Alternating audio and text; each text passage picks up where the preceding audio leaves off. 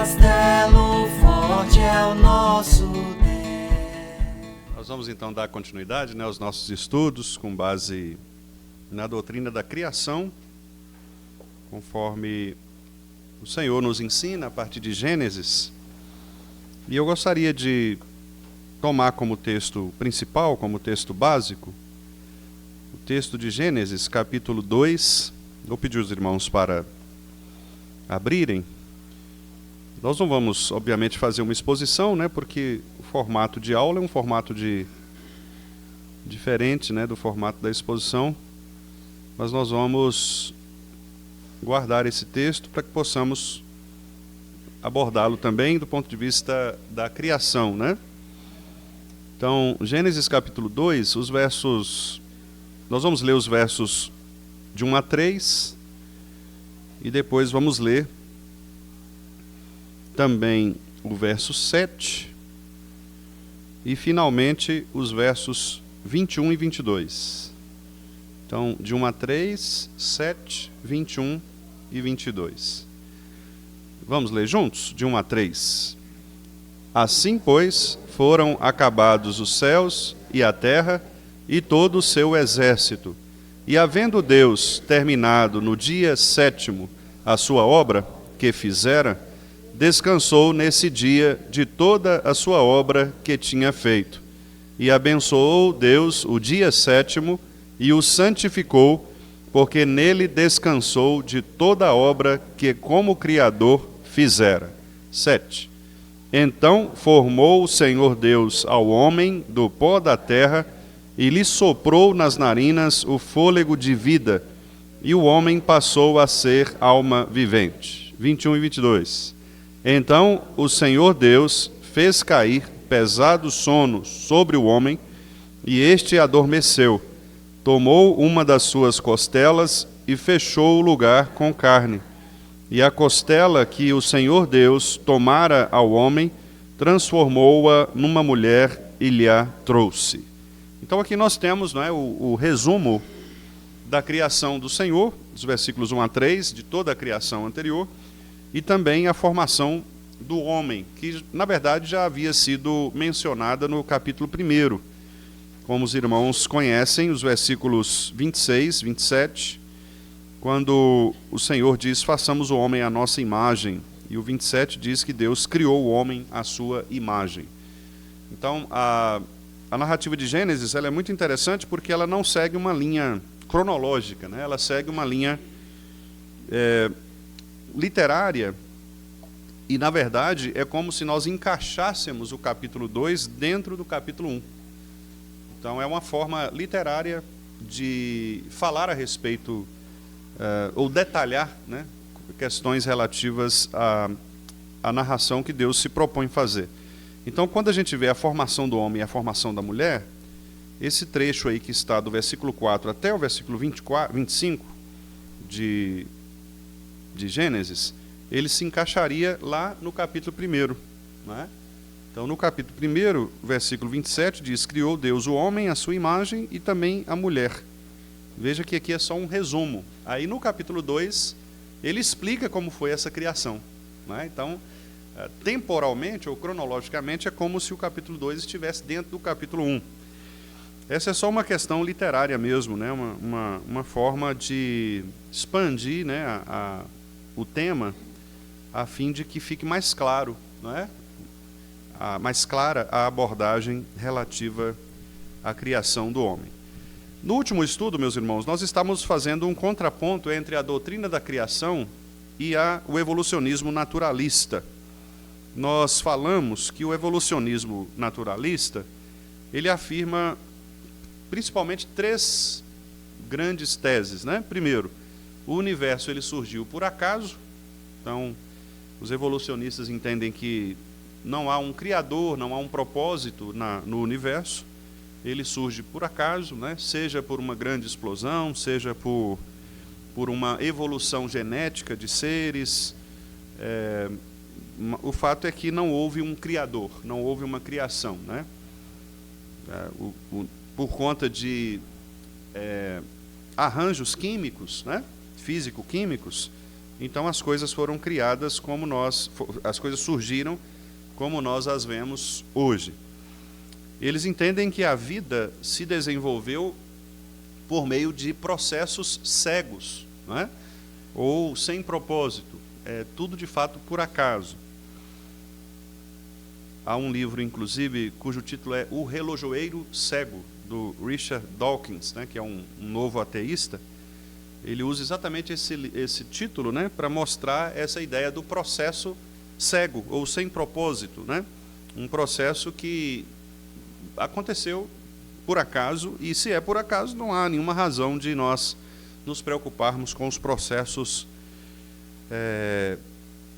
dos seres vivos, né? Por isso que a teoria da evolução naturalista, ela leva também a algumas práticas bem contrárias à escritura, né? Por exemplo, existe um autor chamado Peter Singer, ele é um eticista, um cara que lida com ética, né, com moralidade. E o Peter Singer, ele defende, por exemplo, que a eutanásia, né, que é a pessoa ter o direito de escolher o momento da sua morte, que a eutanásia seja feita em casos em que a pessoa ela esteja numa situação de inconsciência, né, de coma profundo, chamado coma vegetativo, né? Porque ele entende que a pessoa ela só tem dignidade humana se ela puder escolher, puder ter liberdade, puder ter consciência de escolher as suas decisões, né? Se uma pessoa ela perde essa capacidade de escolha, então, naturalmente, ela perde também a sua humanidade, né? Perde o seu caráter de pessoalidade. Então, para ele, por exemplo, seria muito natural que a família, né, ou os próprios médicos, ao perceberem uma pessoa em coma vegetativo, né, que essa pessoa, então, tivesse os seus aparelhos desligados, porque, na concepção do Singer, se ela própria não pode fazer suas escolhas, ela deixa de ser, deixa de ter um propósito, né, deixa de ter uma dignidade. Então, o evolucionismo ele leva também a consequências éticas profundas, né? Então, se as coisas acontecem por acaso e elas não têm um propósito, obviamente, esses propósitos eles passam a ser escolhidos pelo próprio ser humano. É o ser humano quem vai definir o que é e o que não é eticamente viável. Por isso, o evolucionismo ele tem os seus perigos, não só do ponto de vista da ciência da criação, mas também do ponto de vista ético, né, moral. Eles afirmam, então, por consequência disso, que não há um criador pessoal, um projeto, né, um projeto divino. Eles acreditam que não há uma origem a partir de um ser consciente, né? Já a confissão de fé, que é criacionista, como nós sabemos, ela afirma ideias bem diferentes destas, né? Ela afirma, por exemplo, que tudo que foi criado diretamente por Deus, um Deus pessoal, né? Um Deus intencionalmente motivado, e foi criado por processos a partir da vontade de Deus, não por processos autônomos, né? Cegos e acasos, mas foram criados por um propósito intencional de Deus. Então a confissão entende, e os reformadores afirmam, que tudo aquilo que é criado por Deus, tudo aquilo que existe no mundo, foi criado por Deus. Deus é o autor, é o criador de todas as coisas.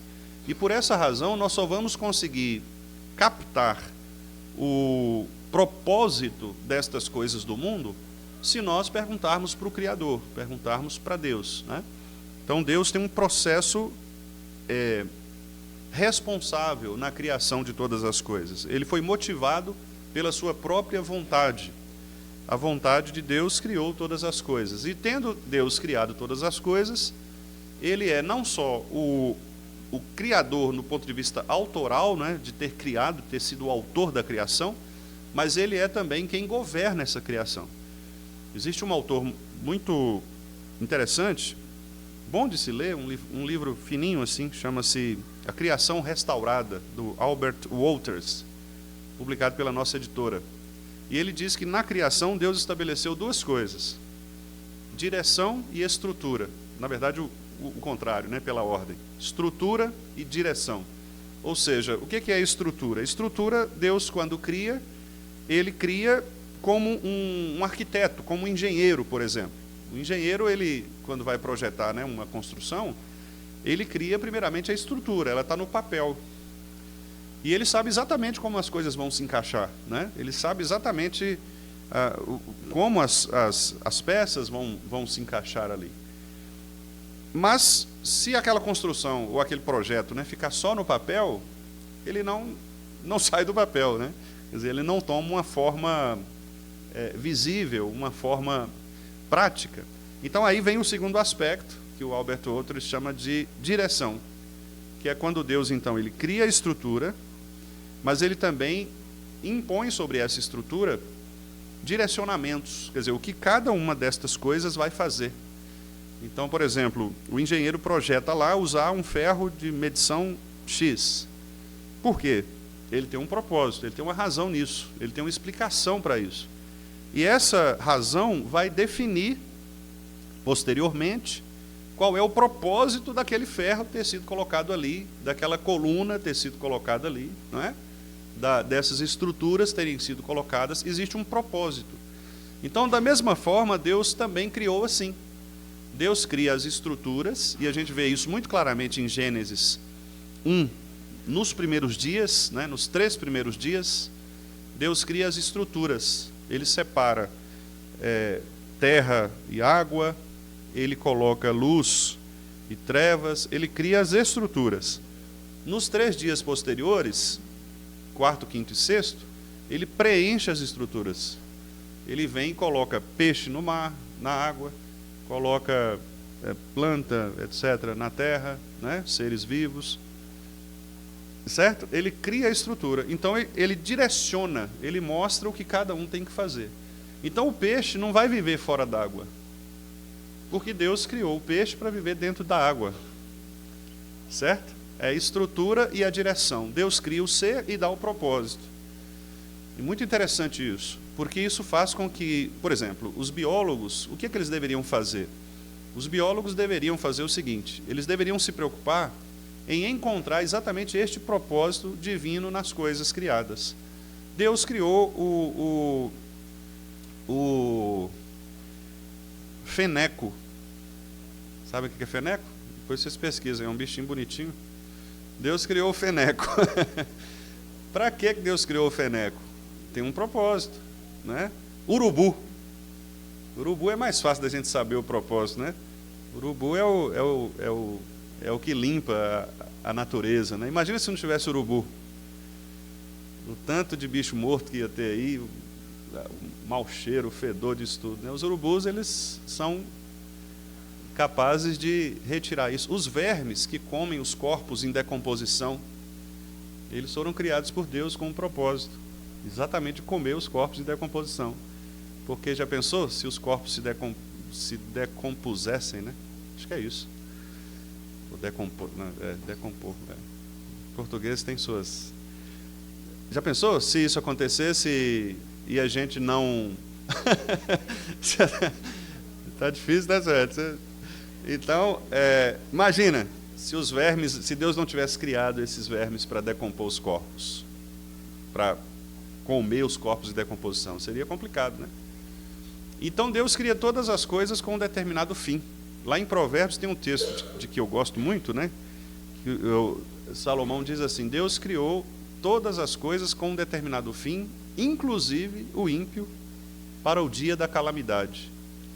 Muito interessante isso, porque quer dizer, até o ímpio foi criado para a manifestação da glória de Deus, com um propósito específico de Deus.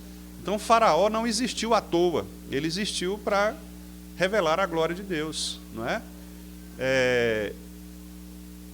Os grandes ditadores que existem no mundo, né? Eles foram criados, os perseguidores de cristãos, eles estão aí não é por acaso, eles estão aí porque Deus os coloca aí exatamente para cumprirem esse propósito de perseguir o povo de Deus, né? E com isso ensinar algo ao povo de Deus e demonstrar, obviamente, a glória de Deus. Então há um propósito intencional naquilo que foi criado. É isso que ensina a Escritura, e os nossos símbolos de fé replicam isto, né?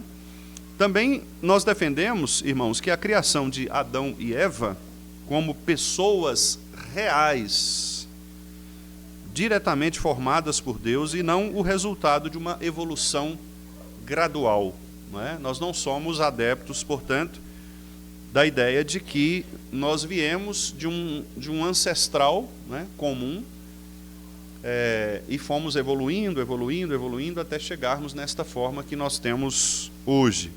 Nós não acreditamos nessa tese. Nós cremos que Deus criou o homem como nós somos.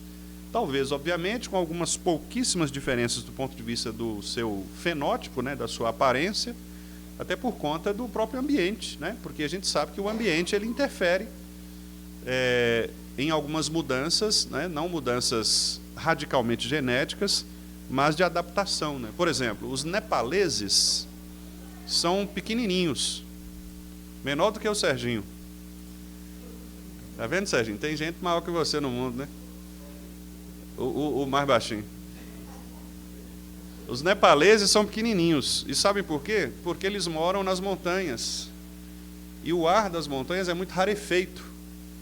Então eles têm que ser pichutim mesmo, porque senão consomem muito ar. E aí ele não dá conta de viver, entendeu? Então a adaptação é natural, eles são pequenininhos. Tem até um pastor muito famoso que vem aqui ao Brasil, chamado Mahendra. Gente boa, ele sempre vem nos Supremos Concílios, ele é presidente lá da Igreja do Nepal, né? E ele é pequenininho, assim, no púlpito ele fica baixotinho mesmo, assim, você só vê a tampa da testa, né? Então, é próprio do nepalês. Vocês podem pesquisar, depois vocês vão ver que os nepaleses são pequenininhos, porque eles moram numa região bem alta mesmo, né? Bem de altitude, né? Então, eles precisam ser menores, porque se eles forem grandões, eles vão ter problemas, né? Com relação ao seu corpo, a questão das plaquetas, né? Hemácias e tal, porque elas precisam de oxigênio, né? Então, quer dizer, nós temos esses processos adaptativos. Isso é natural acontecer. Por exemplo, no deserto, né, especialmente na região onde Jesus nasceu, que é uma região mais desértica, né, por onde Jesus andou, as pessoas elas têm uma pele mais grossa, né, uma pele mais escura, mais crespa, né, como é que fala isso? Ríspida mesmo, né? Isso, áspera, isso aí. Uma pele mais áspera, né? Por quê? Porque elas convivem com esse problema do ambiente solar, né? Da areia, tem muita tempestade de areia. Então elas vão se moldando, né? Se adaptando. Por isso Jesus não era aquele Jesus bonitinho lá de Hollywood, né? Do olho azul, cabelo tipo do Danilo, né? Assim, não tinha nada a ver com isso, né? Porque provavelmente Jesus era uma pessoa comum mesmo, assim, uma pessoa de uma altura média, não era aquele galanzão alto, né, de olho azul que aparece nos filmes, né? Mas era alguém normal, um homem normal. Inclusive Isaías disse que ele não tinha aparência que pudesse chamar a atenção das pessoas pela aparência, né? Não que Jesus fosse feio, mas ele era uma pessoa comum, da própria região mesmo, né? Muito provavelmente mais moreno, mais escuro, mais crespo, né? Com os seus cabelos mais crespos, a sua pele também, porque era próprio da região, né? Então, quer dizer, isso acontece, isso pode acontecer, né? Não são adaptações do ponto de vista de evolução, né, genéticas, mas são adaptações por conta dos ambientes aos quais nós estamos sujeitos. E isso não é nenhum problema dentro do processo do criacionismo, não é nenhum problema, porque Deus nos fez exatamente com esta capacidade também de adaptação, né, que é muito diferente do processo da evolução genética, como os evolucionistas pretendem. Só fazendo aqui uma observação também, geralmente a gente costuma brincar, né, falando que o homem veio do macaco, mas na verdade é uma brincadeira mesmo, porque o Charles Darwin ele não afirmou isso, né? Ele afirmou que o homem veio de um ancestral comum. Depois, um outro cientista chamado Lamarck que encontrou nos chimpanzés, uma espécie específica de chimpanzés, uma similaridade genética com o ser humano. Então, Lamarck falou, olha, o homem, provavelmente, o ancestral mais próximo, né, do homem é o chimpa, né? Só que cientistas mais contemporâneos começaram a verificar que outros animais também tinham um número de DNA, de semelhanças do DNA, muito mais próximas de nós. Como, por exemplo, os porcos. Só que ninguém quer vir do porco, né? Então, mas os porcos têm também uma similaridade genética, né, muito próxima dos seres humanos. E há outros aspectos que são estudados também, como, por exemplo, o grau de inteligência, né? Os golfinhos, por exemplo, são considerados seres altamente inteligentes. Existem algumas raças de cachorros, né, de cães, que também são muito inteligentes. É o caso do Beagle.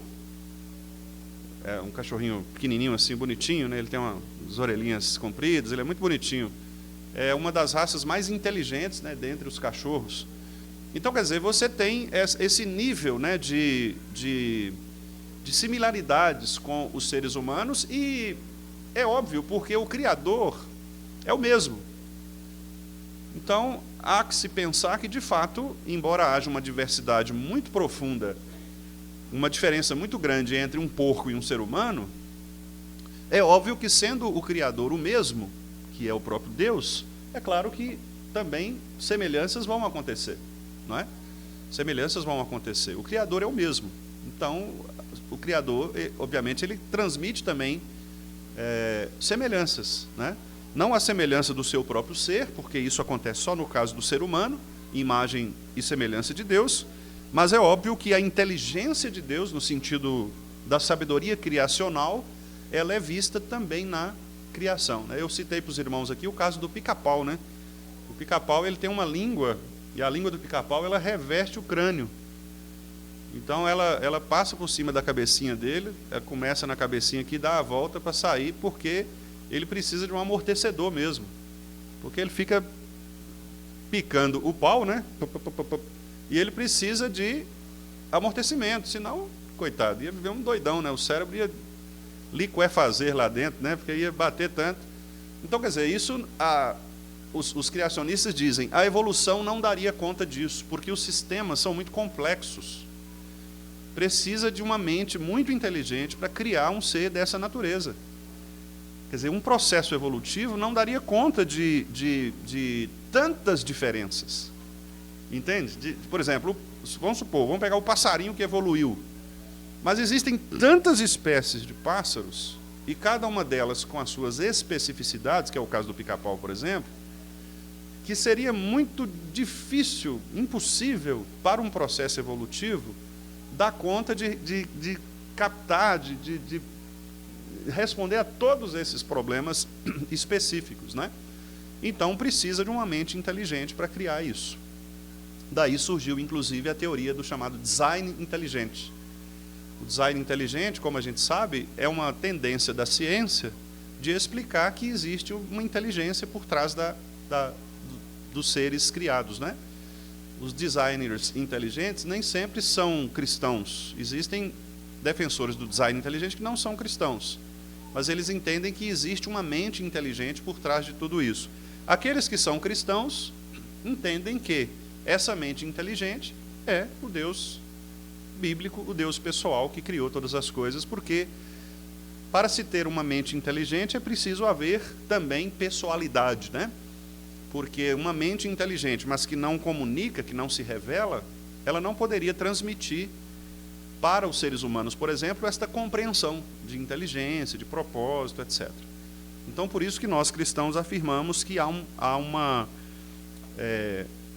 existe, né, um Deus criador que criou todas as coisas, e ele criou não como resultado de uma evolução gradual, mas ele cria diretamente seres vivos, inclusive o ser humano, Adão, e depois, né, posteriormente, Eva. Também nós afirmamos que a morte, ela entra no mundo depois do pecado. Então, se não houvesse pecado, não haveria morte. A morte, ela não faz parte do processo criativo. Deus não criou a morte. A morte é o resultado do pecado, não é? Isto fica muito claro para nós lá no texto de Paulo aos Romanos, capítulo 5, versículo 12. Lá diz assim: portanto, assim como por um só homem entrou o pecado no mundo, e pelo pecado a morte, assim também a morte passou a todos os homens, porque todos pecaram. Então Paulo está dizendo aqui que a morte entra por causa de Adão, por um só homem, que é Adão. A morte, então, é consequência do pecado. Se não houvesse o pecado, não haveria morte. Então, muito provavelmente, os seres humanos, eles viveriam e não haveria envelhecimento. Não é? Agora, não me perguntem como isso iria acontecer, porque eu não sei, a Bíblia não diz. Mas, muito provavelmente, as crianças nasceriam, atingiriam uma determinada idade e viveriam assim para sempre, naquela determinada idade ali. Não sabemos como isso se daria, né? Porque aí já é uma especulação que não nos cabe fazer, porque a Bíblia não diz, né? O fato é que não haveria morte. Aham.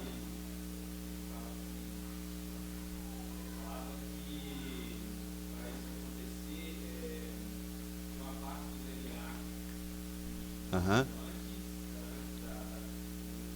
Aham. Essa sequência de vida. Aham. Aí.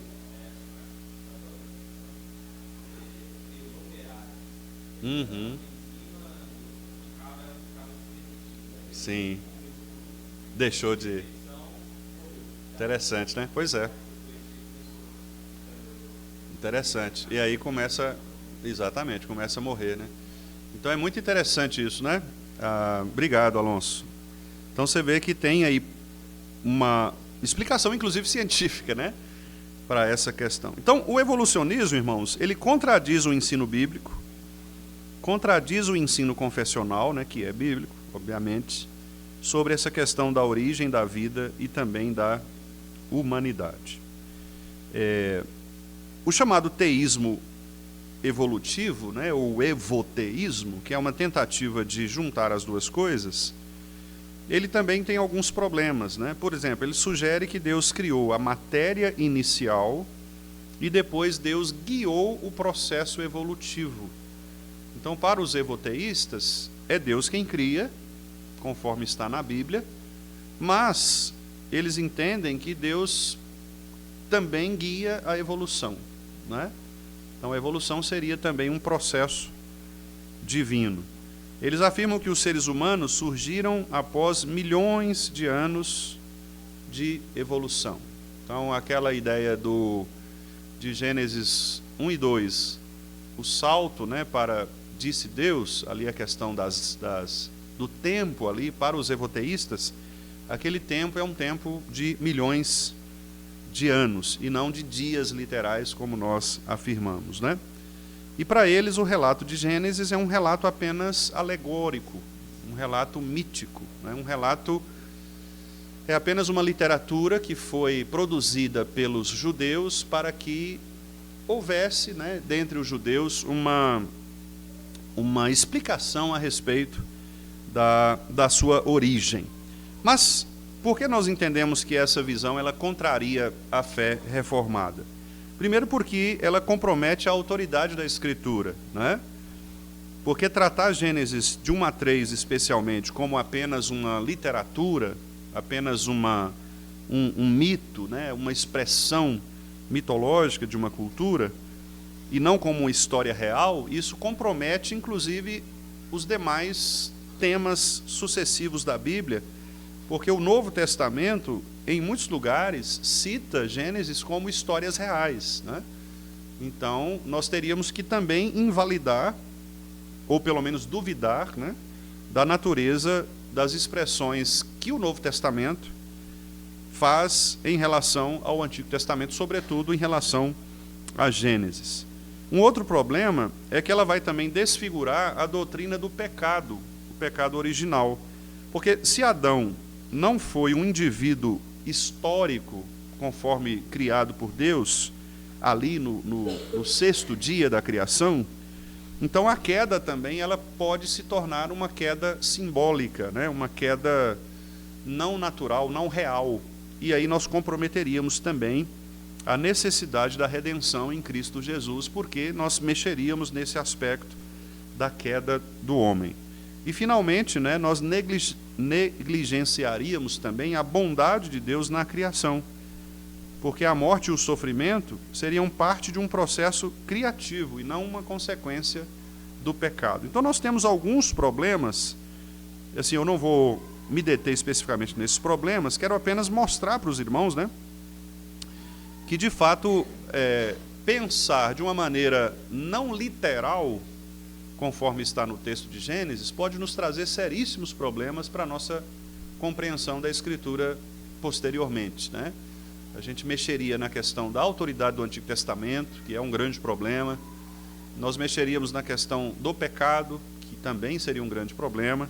E mexendo no pecado, nós também mexeríamos na redenção, né? Porque Cristo veio exatamente, como diz Mateus 1:21, para salvar o seu povo dos pecados deles. Então, se nós mexermos na questão do pecado original, nós também teremos dificuldades. Então, seguindo o ensino da confissão, qual é o propósito da criação?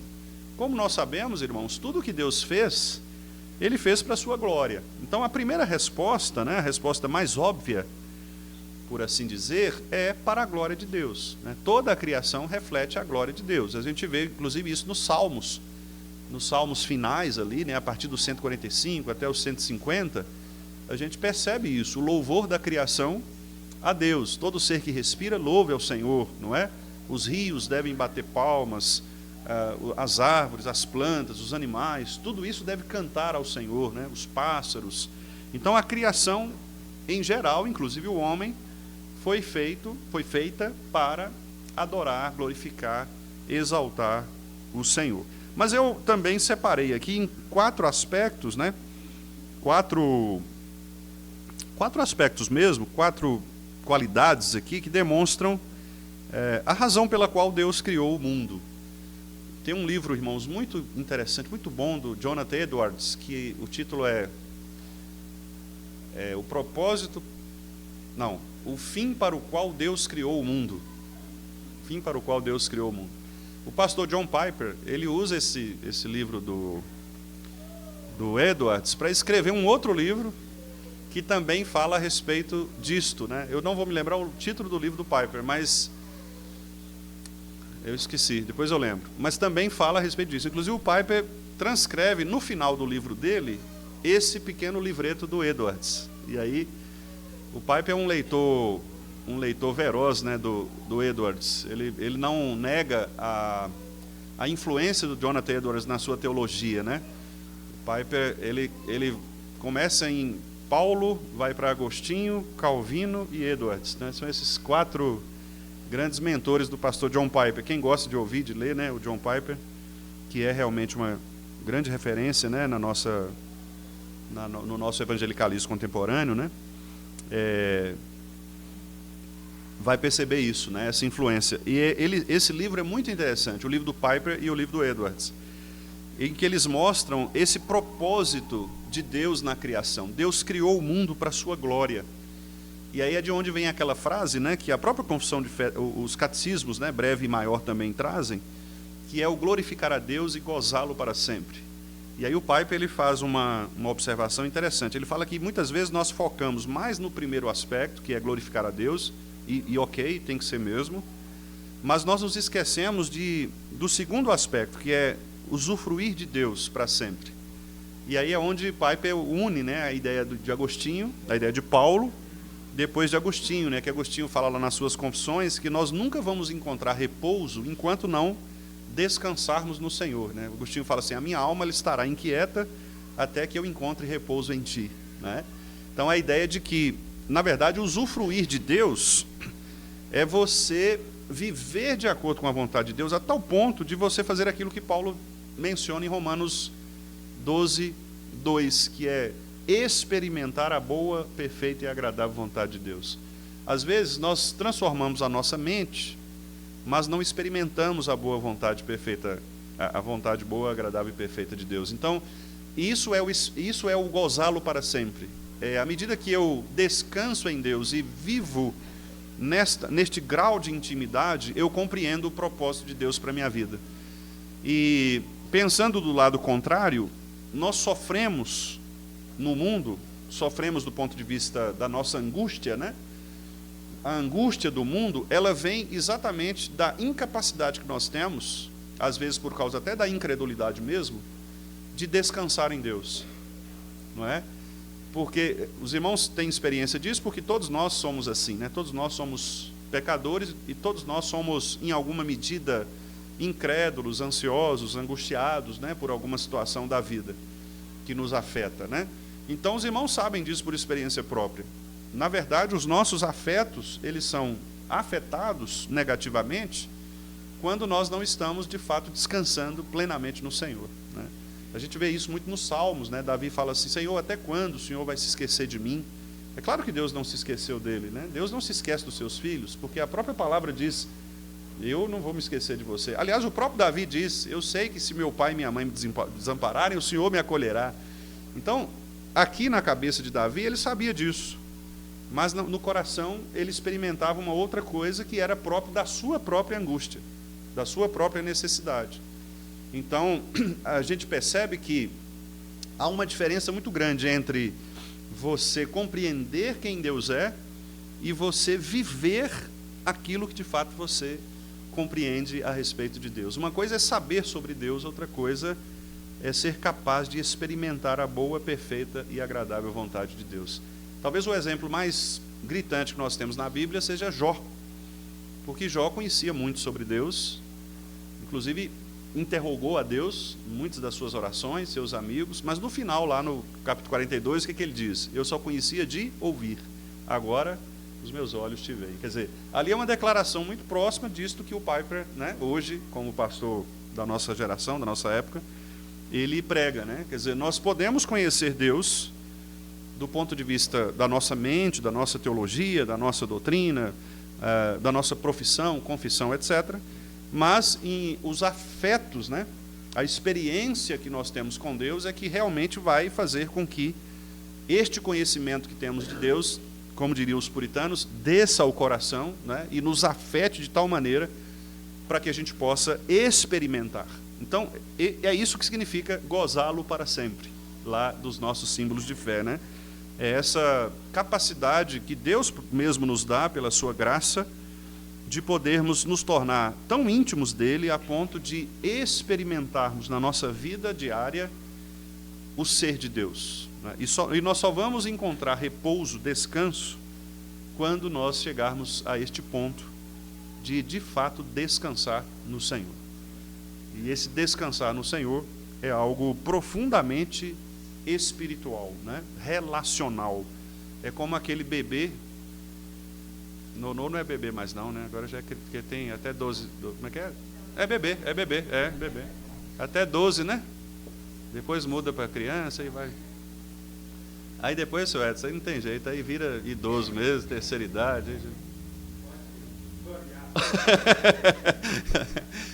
Então, quer dizer, o bebê, né? Nós somos ali bebês diante de Deus, que repousa nos braços dos seus pais, né? Com segurança.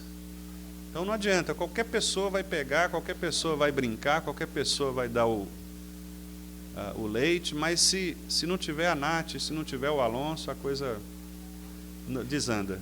Em algum momento eles têm que chegar e têm que abraçar, porque é isso que a criança espera, que ela seja abraçada pelos braços dos seus pais, né? E assim nós também, enquanto nós ficarmos tentando repouso em outras coisas que não seja a pessoalidade de Deus, essa intimidade de Deus, de dizer para ele, Senhor, por que isso está acontecendo comigo? O que é isso que está acontecendo? Vamos sentar aqui, bate um papo comigo, resolve isso. Enquanto a gente não tiver essa dinâmica de pessoalidade, nós não vamos conseguir experimentar Deus de fato, né? Por isso os salmos são preciosíssimos para nos ensinar isso.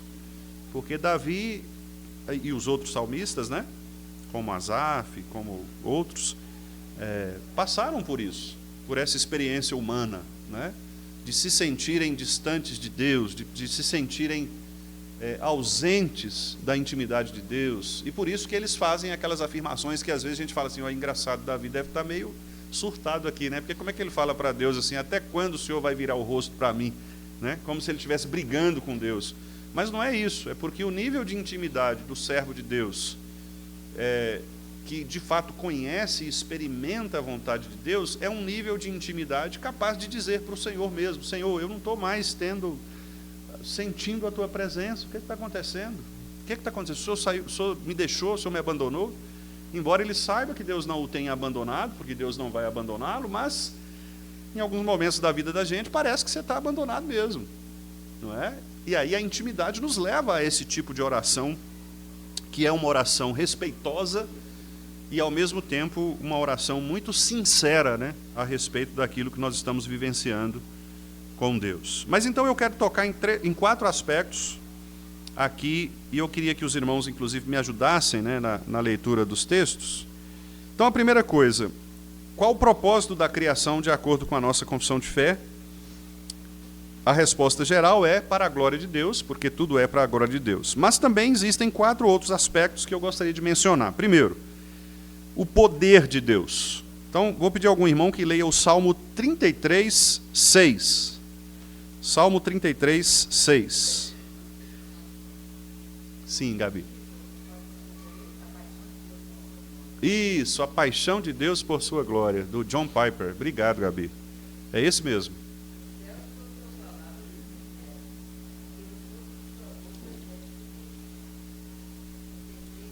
Isso aí. Pode ler de 33, 6.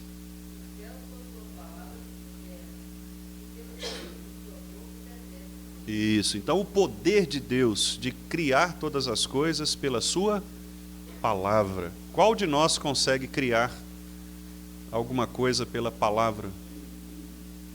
Nenhum, né? A gente precisa dos meios naturais, das coisas criadas para criarmos outras. Mas ninguém é capaz de dizer: faça isto, né? E a coisa surge naquele exato momento. Deus fez isto. Então, somente um ser perfeitamente poderoso seria capaz de criar. Uma outra característica é a sabedoria. Tudo que Deus criou para beleza do universo, né? Beleza do universo. Vamos ver Provérbios 3, 19 e 20. Quem achar aí pode ler para a gente, por favor. Provérbios 3, 19 e 20.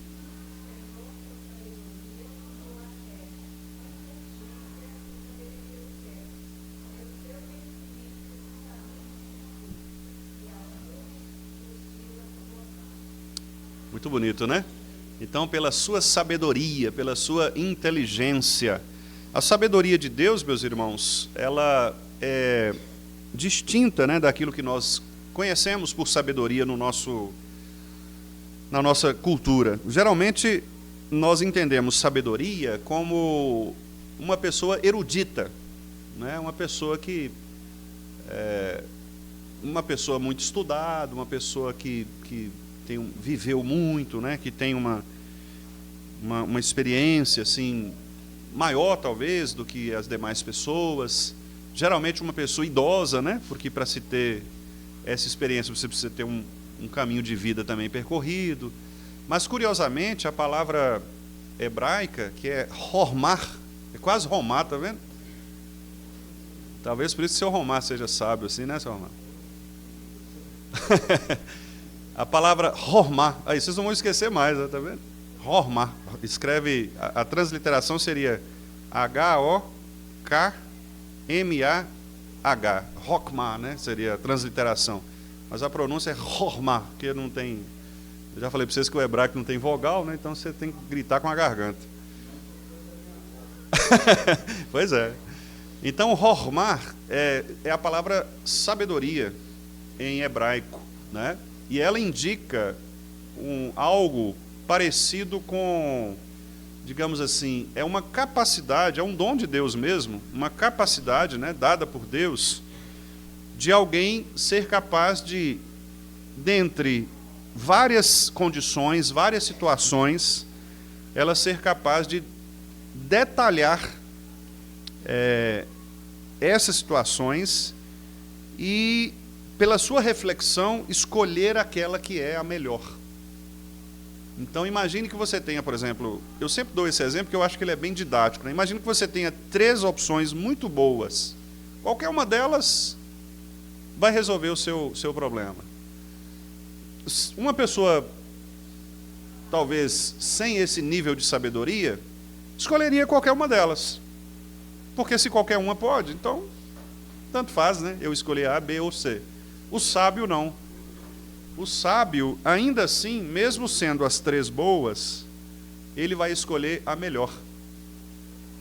É isso que distingue a sabedoria, quer dizer, a capacidade de conhecer a beleza por trás daquilo que é criado. E quando a gente fala de beleza aqui, nós não estamos falando de boniteza, né? De gosto, de feiura, no sentido como a gente...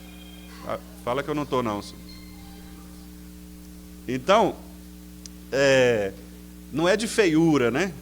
Nós estamos falando de beleza no sentido daquilo que é o belo, que é criado. Não é aquele belo também lá, o cantor, não.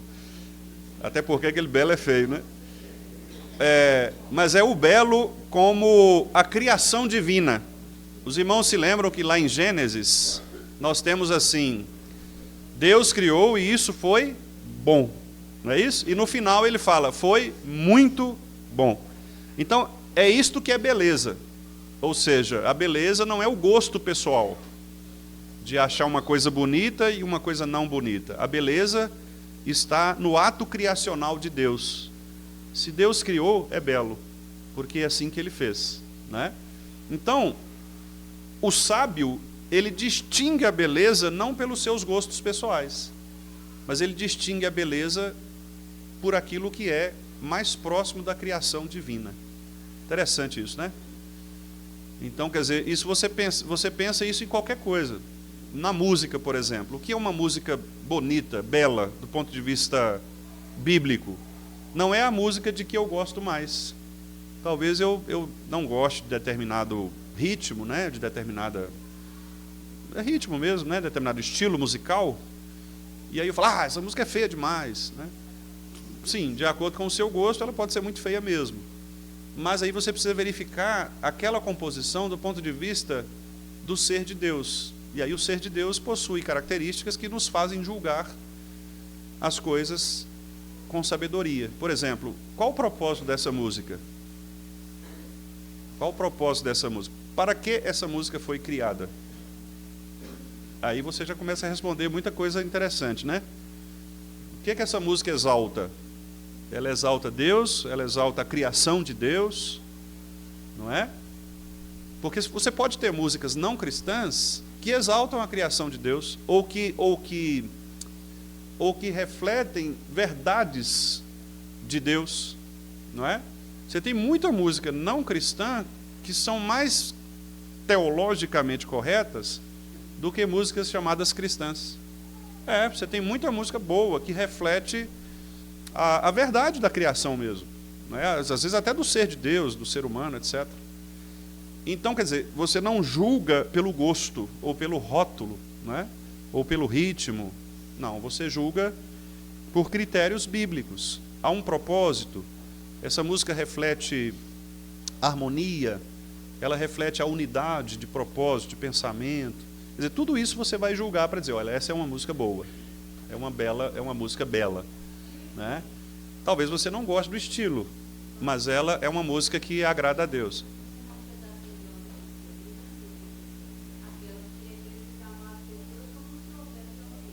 Pois é. Sim. Sim. Renato Russo. É preciso amar.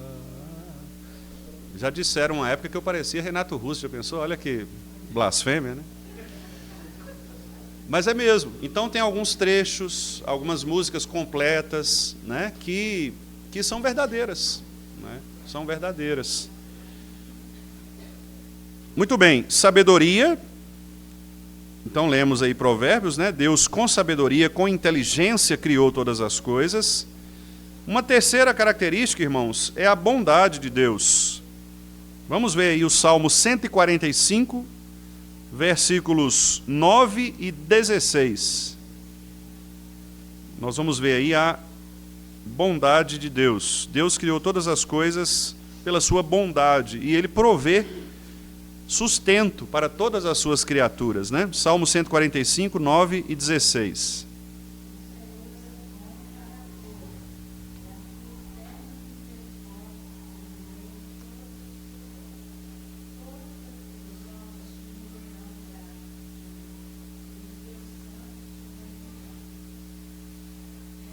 Não, é o 7 e o 16. Pode ler o 16. 7 não, desculpa. 9 e o 16.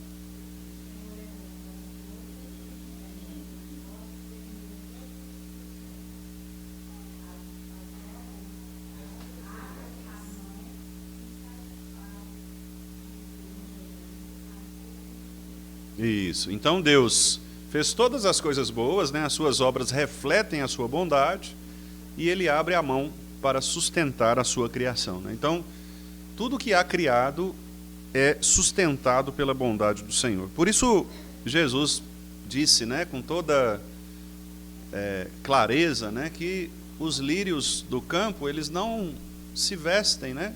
Ninguém veste os lírios do campo, mas eles são belos, né?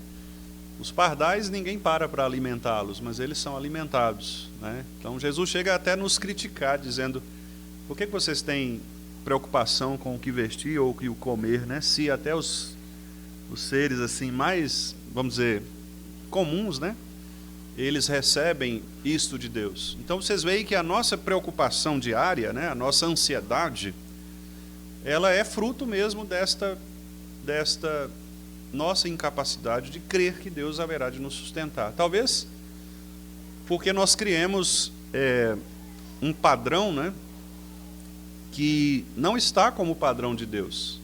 E aí, realmente, Deus não vai te sustentar se você quiser andar numa Lamborghini, né, numa Ferrari, morar numa casa com sauna, com piscina. Talvez Deus não tenha obrigação de te dar isso mesmo, né? Mas o que é suficiente para você viver, Deus vai te dar. Deus vai te dar, né? Então, esse é o ponto que talvez nós precisamos crer. E por último, irmãos, aí não propriamente um atributo, né, uma qualidade divina, mas que também é um propósito da criação, e este é o ponto que nos revela Cristo, né, que é o aspecto redentivo, o aspecto da redenção, né? Então, o propósito da criação também é revelar Cristo para que essa história da redenção seja como um teatro mesmo. Aliás, uma outra expressão de Calvino usada por Piper, né? Que é a criação como um teatro da glória de Deus. Bonita essa expressão, né? Então, é o palco sobre o qual a criação está montada para que nós, né, possamos aplaudir a criação. Então, é a ideia de um grande teatro que revela a glória de Deus. Então, essa história da criação, ela vai culminar em Cristo, Cristo Jesus, né? E o último dia da criação, de fato, será esta glória dada ao Pai por meio de Cristo Jesus. É aquele hino lá de Filipenses que nós recentemente meditamos aqui no culto, né? Que é quando todo joelho se dobrará, toda língua confessará que Jesus Cristo é Senhor, para a glória de Deus Pai. Então, o fim último da criação é a glória do Pai em Cristo Jesus, por meio de Cristo Jesus. Vamos ver aí Efésios 1:10 e Colossenses 1:20. Efésios 1:10 e Colossenses 1:20. Pensação.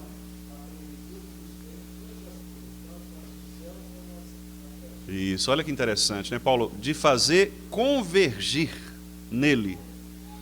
Conversão é isso aqui, né? É você apontar para aquilo, né? Então você vai convergir. Você vai apontar. Cristo é o fim último de todas as coisas, visíveis e invisíveis, não é? Então ele é a razão de toda a existência, a razão de toda criação. Agora Colossenses 1:20.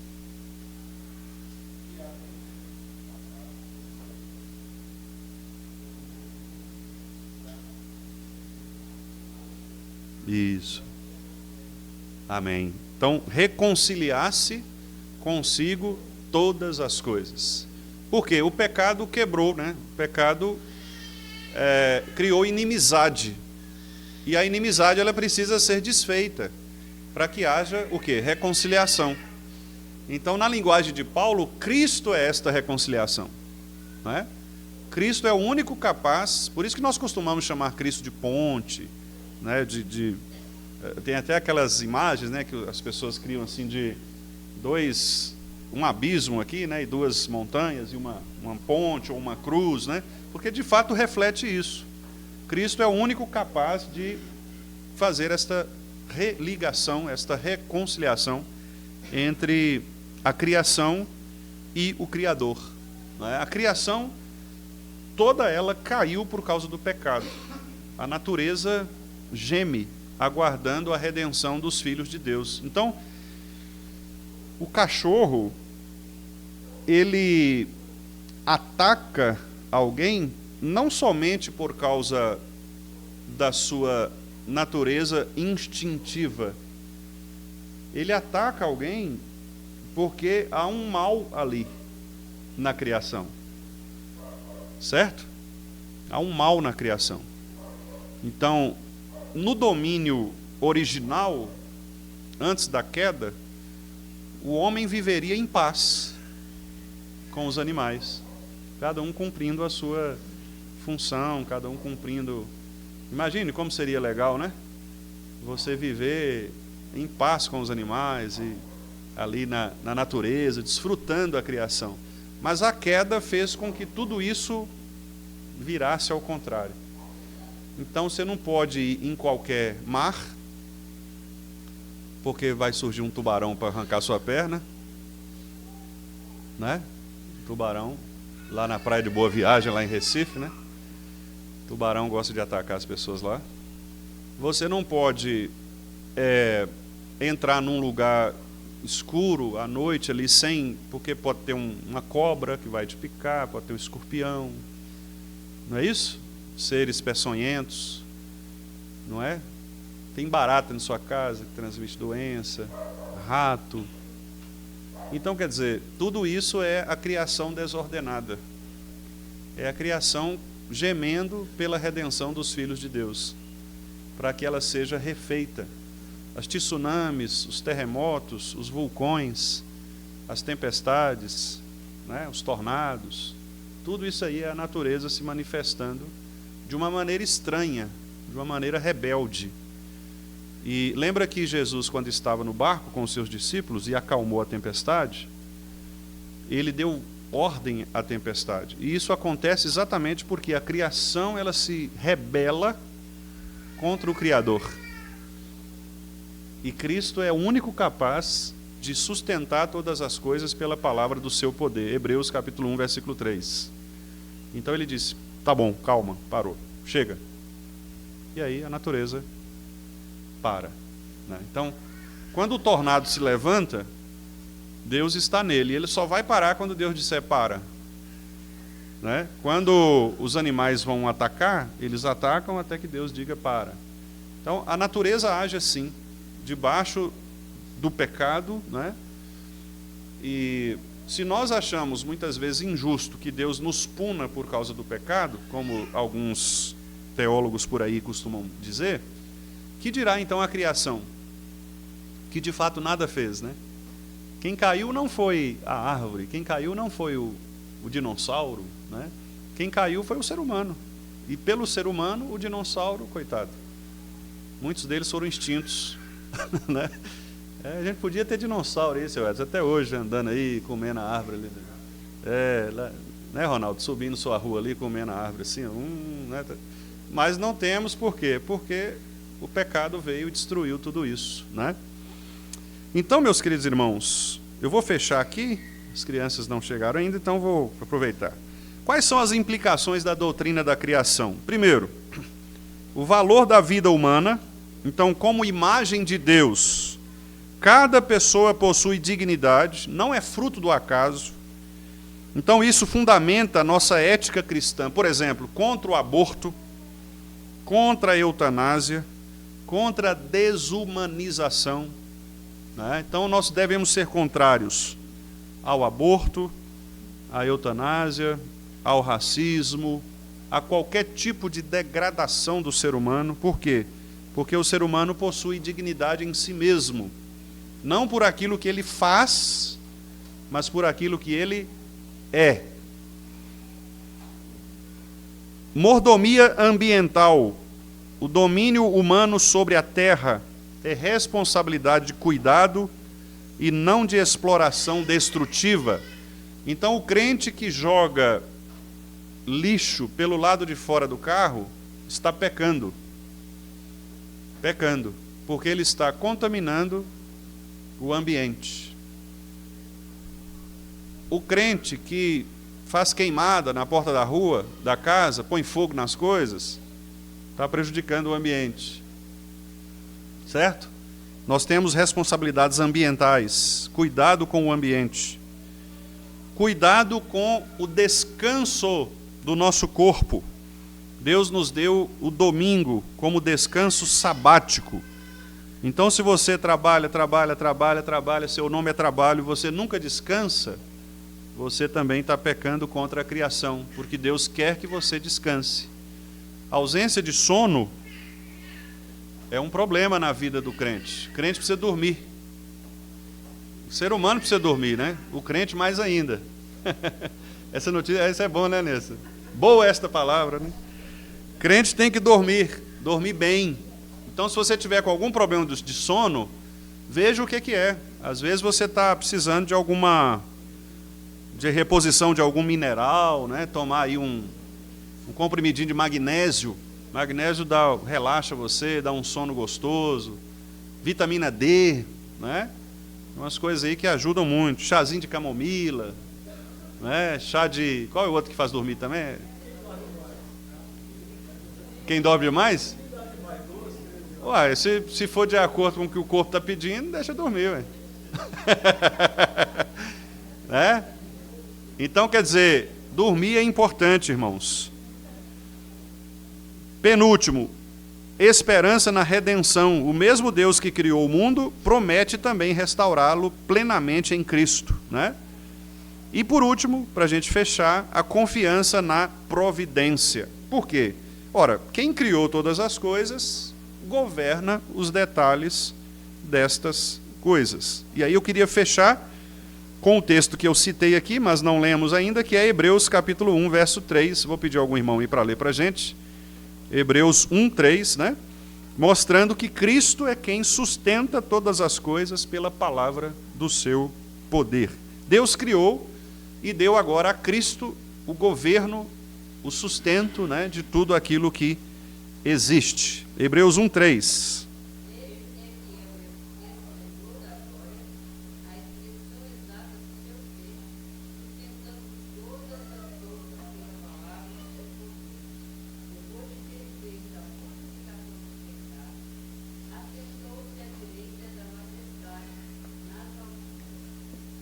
Amém. Então, ele sustenta todas as coisas pela palavra do seu poder. Que Deus nos abençoe, meus irmãos, e que nós possamos, né, crer nesta criação maravilhosa de Deus, aprendendo dela todos os dias de nossa vida, né, e que possamos dar glórias a Deus por sua criação, inclusive nós, que somos suas criaturas, né, glorificar a Deus através dos nossos próprios corpos, né, da nossa mente, do nosso coração, e que Deus assim se agrade de nós.